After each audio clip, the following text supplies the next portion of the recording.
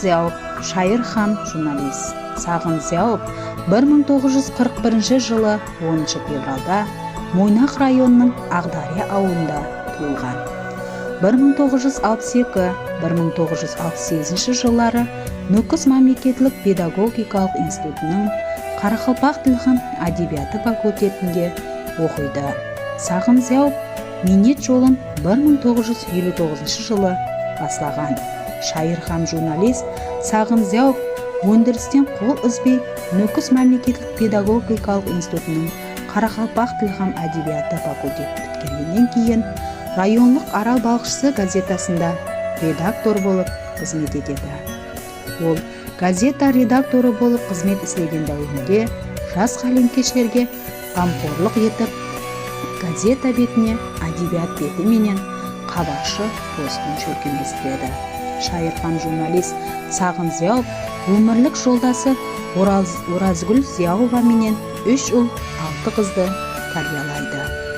Сағын Зияуптың «Менің әкем балықшы», «Тербелер толқын», «Теңізде», «Шағала», «Арал азаматы», «Айдын», «Аралымнан айырма», «Аралды жағалаған қара бала» атлы кітаплары Қарақалпақстан баспасынан жарық көреді.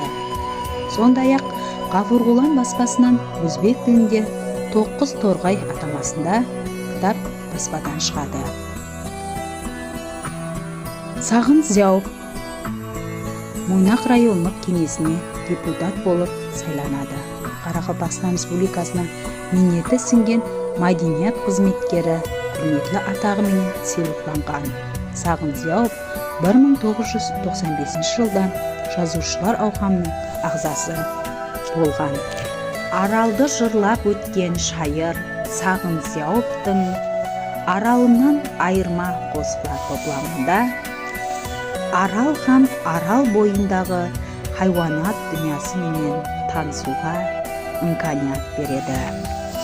Сағын Зияуп «Жан аралым» қызығы.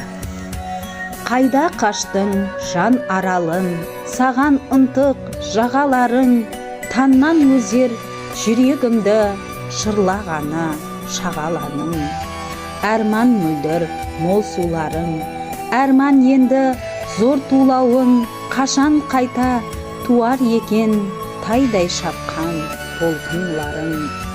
Қойның атып тұз тозаның, қашып тұр ғой түс ажарың, өлі суың бүлк етпейді тарқағандай құс базарың.